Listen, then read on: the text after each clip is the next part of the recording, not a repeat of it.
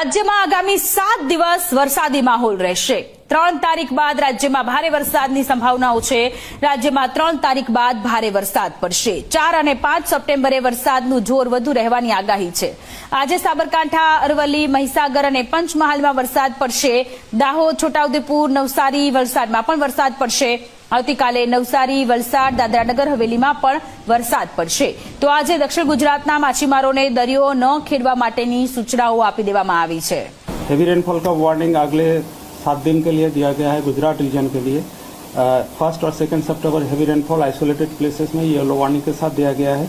3 सितंबर से very heavy rainfall orange warning के साथ दिया गया है आइसोलेटेड प्लेसेस में।